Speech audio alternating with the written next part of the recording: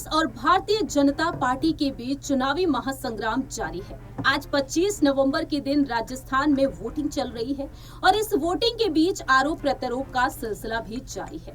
ये बात आप बखूबी जानते ही हैं कि साल 2018 में कांग्रेस ने जीत हासिल की। राज्य में कांग्रेस इस वक्त सत्ता में है, लेकिन परंपरा के मुताबिक अब यहाँ पर बारी आती हुई दिखाई दे रही है भारतीय जनता पार्टी की। ऐसे में कांग्रेस का दावा यह है कि 30 सालों का जो रिकॉर्ड है वह उसे तोड़ना चाहती है और एक बार फिर से सत्ता में वापसी करना चाहती है। लेकिन इसी बीच देखा जाए तो तमाम ऐसे दिग्गज नेता हैं जो उम्मीदवारी के तौर पर चर्चा का विषय बने हुए हैं और इन्हीं में से एक है बीजेपी सांसद दिया कुमारी। नमस्कार, मैं प्रांशी राठौर और आप देख रहे हैं नेक्स्ट 9 न्यूज। शाही परिवार से ताल्लुक रखती हैं बीजेपी सांसद दिया कुमारी, जिन्होंने न सिर्फ अपनी निजी जिंदगी के चलते सुर्खियां बटोरी हैं बल्कि अपने राजनीतिक सफर के चलते भी। आज के समय में देखा जाए तो दिया कुमारी जो विद्याधर नगर सीट से मैदान में उतारी गई हैं और दिया कुमारी कांग्रेस को खुली चुनौती देती हुई देखी जा रही है। ऐसे में देखा जाए तो दिया कुमारी को लेकर भी कई राज खुल रहे हैं। आज हमारे स्पेशल प्रोग्राम बड़ी हस्ती में दिया कुमारी को लेकर कुछ जानकारी साझा करेंगे, बताएंगे कि किस तरह से उन्होंने भी अपनी पर्सनल लाइफ में कई उतार चढ़ाव देखे हैं और इन उतार चढ़ाव का उन्होंने डट कर सामना किया है। सुनिए। आजादी से पहले राज्य नहीं रियासत हुआ करती थी, जिनकी शासन व्यवस्था राजा, महाराजा और रानियां संभाला करती थी। देश आजाद हुआ तो राजा, महाराजा और उनके परिवार के सदस्य भी राजनीति में आ गए। यहाँ भी उनका दबदबा कायम रहा। जब राजा महाराजा नहीं रहे तो उनके बच्चों ने इस विरासत को संभाला, आगे बढ़ाया। राजस्थान के विधानसभा चुनाव में देखा जाए तो राज परिवार के 6 सदस्य चुनावी मैदान में हैं, जहां एक तरफ है धौलपुर की महारानी वसुंधरा राजे, जो राजस्थान की 2 बार मुख्यमंत्री रह चुकी हैं। वहीं दूसरी ही तरफ है जयपुर की राजकुमारी दिया कुमारी, बीजेपी से ये सांसद हैं। वहीं साल 2013 में सवाई माधोपुर से विधायक भी चुनी गई हैं। तीसरा नाम है सिद्धि कुमारी, जो बीकानेर की राजकुमारी हैं।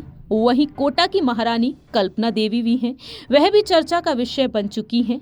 इनके अलावा हैं उदयपुर के राजकुमार विश्वराज सिंह मेवाड़ और भरतपुर के राजा विश्वेंद्र सिंह। ऐसे में देखा जाए तो इस वक्त राजस्थान की सियासत में सियासी हलचल काफी तेज है। राजस्थान की 2 महारानी वसुंधरा राजे और दिया कुमारी के बीच सियासी घमासान जारी है। जहां एक तरफ वसुंधरा राजे को लेकर अटकलें तेज ये हुई कि पार्टी हाईकमान उन्हें दरकिनार कर रहे हैं, वहीं दूसरी ही तरफ दिया कुमारी को लेकर ये अटकलें तेज हुई हैं कि दिया कुमारी को मुख्यमंत्री बनाया जा सकता है। खैर, ये तो वक्त के साथ साथ ही पता चलेगा कि आखिरकार वह मुख्यमंत्री बनेंगी या फिर नहीं।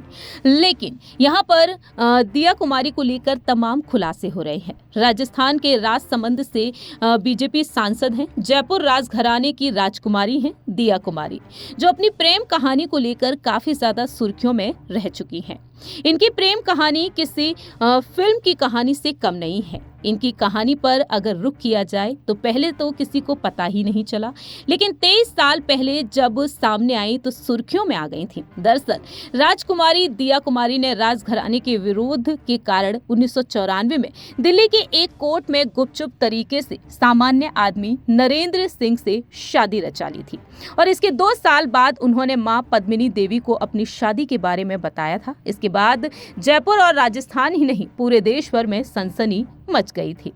दिया कुमारी जयपुर के पूर्व महाराज सवाई भवानी सिंह और रानी पद्मिनी देवी की इकलौती संतान है। इन्होंने अपनी पढ़ाई नई दिल्ली के मॉडर्न स्कूल और जयपुर की महारानी Gayatri Devi girls public school से की है। आगे की पढ़ाई के लिए दिया कुमारी लंदन चली गई और इसके बाद जब राजकुमारी दिया राजमहल के अकाउंट का काम देख रही थी, तभी उनकी मुलाकात नरेंद्र सिंह से हुई थी। दिया कुमारी ने खुद अपने ब्लॉग रॉयल्टी ऑफ राजपुताना में अपनी प्रेम कहानी लिखकर सार्वजनिक की थी। इन्होंने लिखा था कि मैं जयपुर राजघराने से हूँ, लेकिन मैंने हर जगह अपने दोस्त बनाए हैं। मेरे पेरेंट्स ने मुझे खुले माहौल में सामान्य लड़की की तरह पाला। मैं 18 साल की उम्र में पहली बार नरेंद्र सिंह राजावत से मिली थी। मेरे पति ना तो महल में कैशियर थे, ना ही ड्राइवर थे। मेरी शादी परिकथा जैसी जरूर थी, लेकिन नरेंद्र सिंह सामान्य शख्स नहीं थे। दिया कुमारी ने यह भी लिखा कि मेरे पति चार्टर्ड अकाउंटेंट थे। अपनी पढ़ाई के सिलसिले में नरेंद्र सिंह ने SMS म्यूजियम ट्रस्ट के अकाउंट सेक्शन भी ज्वाइन किया था। हमारे अकाउंट डिपार्टमेंट में वह 3 महीने रहे। इसके बाद उन्होंने अपना कंस्ट्रक्शन बिजनेस शुरू किया। मेरे पेरेंट्स ने उन्हें कंस्ट्रक्शन बिजनेस शुरू करने के लिए पैसा नहीं दिया था। पहली बार हम महल में मिले थे। मैं उनकी सहजता और ईमानदारी से काफी ज्यादा प्रभावित हुई थी। मुझे उनसे पहली नज़र में प्यार नहीं हुआ था। जब वह अकाउंट डिपार्टमेंट की ट्रेनिंग खत्म करके चले गए तो मुझे लगा कि मैं उनसे बार बार मिलूं। जब भी नरेंद्र जयपुर आते थे तो हम कॉमन दोस्त की तरह मुलाकात करते थे। मेरे पेरेंट्स के साथ विदेश गई तो उन्हें काफ़ी मिस करने लगी। मुझे एहसास हुआ कि हमारा रिश्ता दोस्ती से कहीं ज़्यादा है। मैंने इस बारे में मॉम से बात की तो उन्हें झटका लगा। वह चाहती थी कि मेरी शादी किसी राजघराने में हो। लेकिन जब उनकी मां को पता लगा और इसके बाद हम कोशिश करते रहे कि जयपुर के बाहर ही मिले।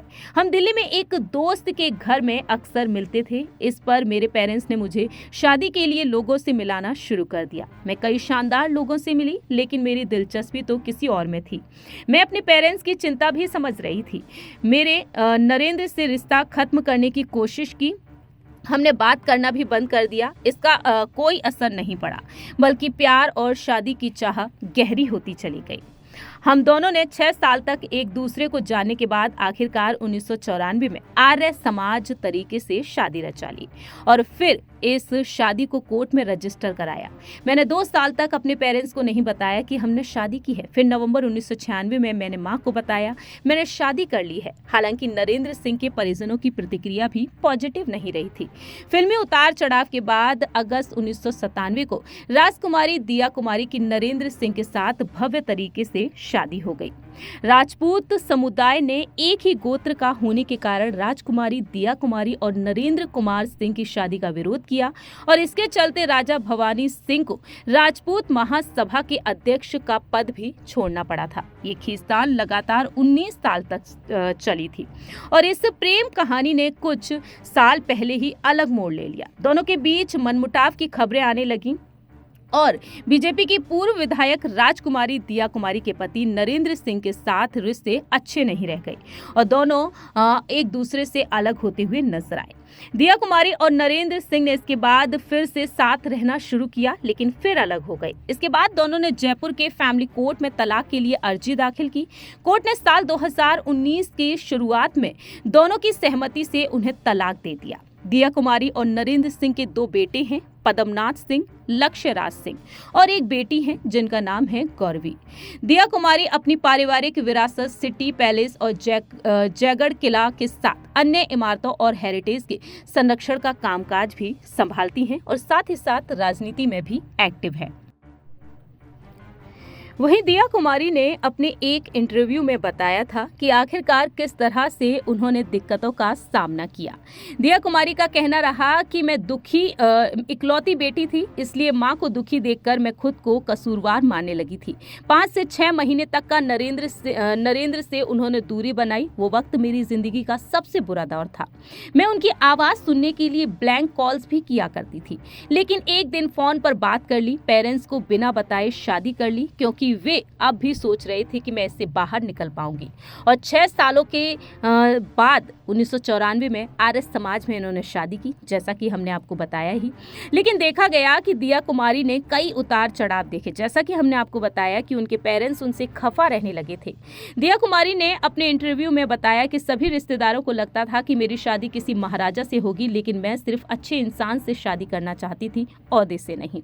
ऐसे में दिया कुमारी ने तमाम दिक्कतों का सामना किया। दिया कुमारी ने यह भी बताया कि कैसे उन्हें धमकियां तक मिलने लगी थी। उनका कहना रहा कि शादी की घोषणा के बाद हमें किडनैपिंग की और यहाँ पर तमाम तरीके से धमकियां मिलने लगी थी। लेकिन आज के समय में देखा जाए तो दिया कुमारी अपने पति से अलग हैं और वह बखूबी ध्यान देती हुई नजर आ रही हैं अपने राजनीतिक सफर पर। अब आने वाले समय में देखना होगा कि आखिरकार दिया कुमारी मुख्यमंत्री बन पाएंगी या फिर नहीं।